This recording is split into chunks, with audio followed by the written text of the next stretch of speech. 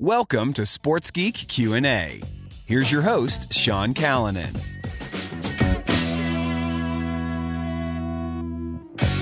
Yes, I'm Sean Callanan from Sports Geek. And remember, you can get in touch and send in your questions in a multitude of ways via social media at Sean Callanan on most platforms, or you can send me an email, sean@sportsgeekhq.com, or reach out to me in the Sports Geek Nation Slack if you are someone who is in the Sports Geek Nation Slack. Don't forget, you can support our podcasting and newsletter efforts via Patreon by going to sportsgeekhq.com/Patreon. First question comes in from Jack Elkins via LinkedIn, former podcast guest and now first-time entrepreneur. Welcome to the world of entrepreneurship, Jack, in your new endeavor. Your question is, what are the top uses of AI that you have seen in sports so far? AI at the moment is obviously getting a lot of buzz, and it has a wide meaning. So I'm going to keep that wide meaning without trying to get too specific. I actually think most of the implementation of AI are actually in high performance, and they're not actually that visible to the wider market, where a lot of teams are using them to analyze stats and the like. But if I look at the fan engagement space, I think the way that AI is being used to improve content production. Like the guys at WSC out of Israel, I had a Viv on the podcast where they're using AI to magically clip highlights and get them to social as quickly as possible. Is a great use of artificial intelligence. And then I think the other piece, and again, I can be debated how much of it's in artificial intelligence, but I also think the automation of fixed cameras in venues that are able to shoot and record and coordinate together to produce a broadcast without people, without cameramen, is going to be a real big game changer, especially in the lower level sports, as it's going to open up more content options for grassroots. But yeah, I'd love to hear it from the listeners' point of view. I look forward to catching up with you, Jack, next time we catch up to find out what are the best uses of AI. Like I said, I think a lot of AI work is currently either in stealth mode or in the high performance, which is effectively stealth mode because they don't want anyone else to know what they're doing in the space. But thank you very much for the question, Jack, and all the best with your new business. Question 2 comes from Bass Schnater. And again, I hope I said your name right there, Bass, via Sports Geek Nation Slack.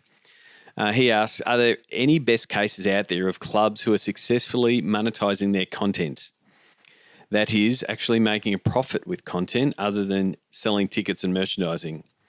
So it's a tough one to, I guess, answer effectively without knowing how teams are monetizing their content. If you were running digital to dollars, we would be looking to make sure that if the digital content was included in a deal, or it was branded as part of a deal, we would be looking to make sure that is recorded and the digital team actually has a revenue figure coming in, even if it is a portion of the sponsorship.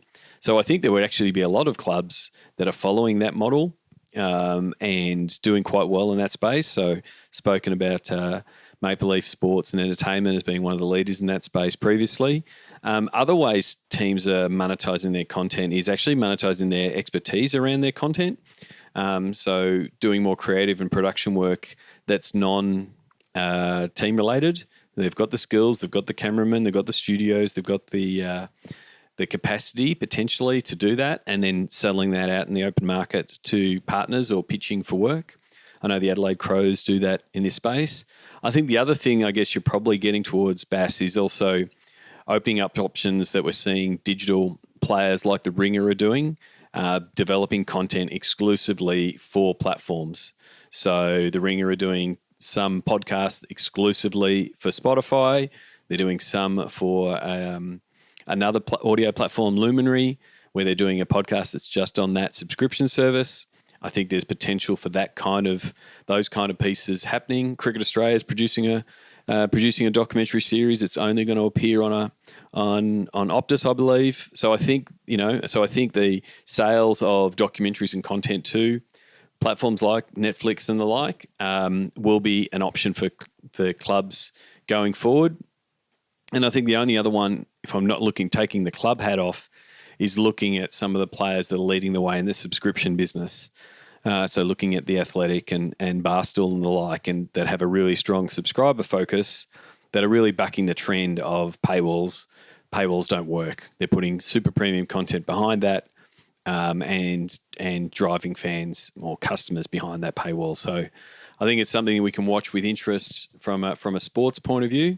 But I think the main thing, if we're talking about monetizing your content, is to actually start seeing that, hey, we are producing this 12-part video series with a partner, to be attributing that revenue coming in to your digital team. So that is actually seen as a revenue generator, not just a cost or a fulfillment to a sponsorship deal. I think that's really critical. Question 3 came via Johnny via Twitter. It was around, how do you go recruiting an esports pro? And so this is quite topical at the minute. My League of Legends team, Gravitas, is currently in free agency period. The free agency period opened up last week. So all of the players, because most players in our league are on a one year contract, everyone are free agents, and so pretty much the whole league are free agents. So the way I go about it, and I learned a little bit last year recruiting the team for the first time, and was a little bit rushed, and sort of got caught up in, I guess, the emotion of and the race that is free agency. This time taking a little bit slower, which we did at the end, which we did sort of halfway through the process last year. Firstly, I remember that I'm interviewing someone to join my team, and it's someone that we're going to have to work with effectively the next 12 months. So I start with the person, and then I start with what their motivation is for playing the game, whatever the title may be, in our case, League of Legends, and also try to get a bigger picture of what their life is. Does gaming completely dominate their life? Do they have a little bit of balance? Do they understand the importance of balance? Those kind of things. And then also, do they understand where the scene currently is and where they're positioned in the scene? I think that's really important. And then from a digital point of view, I'm really interested in what they want to do from a digital point of view. Do they want to grow their audience? Do they want to engage with fans? Do they want to become a streamer, a content creator? What do they want to do after the game? Do they want to be a coach, or do they want to move into the casting side of the business? So understanding their motivation, especially in the digital space, which is something I think we can provide a lot of assistance with, is really important. And obviously, if they've got a bit of a passion for that piece, it's going to make the content creation a lot easier. And then also, are they a team player? So have they played team sports? How do they communicate? That kind of thing are all key things. Now, there's nothing there that says screams esports, really. It's really their standard interview practices for mine, whether I was hiring a digital marketing coordinator or an executive or a videographer. So all of those are people things. Then the last thing is looking at the skill in the game. Or the last thing for me, because I can't assess the skill in the game. I can't say, oh, they've got a great jump shot, and the stats say they've got a great jump shot, because I know a little bit about basketball, but again, I wouldn't be expecting to assess a basketball team. I leave the assessment of skill in game to others that have the knowledge.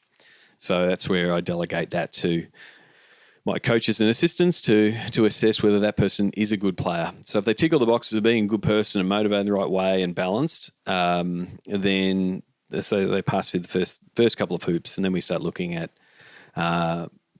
what do they provide from a skill and game point of view, and will they mesh with the roster we're putting together. Thanks again for your questions. Don't forget, if you've got a question for the Q&A episodes, please send them in, Sean@sportsgeekhq.com, or send it in to my social media at Sean Callanan.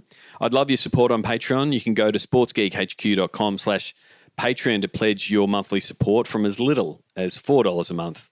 Until next episode, I'm Sean Callanan, and you've been listening to Sports Geek.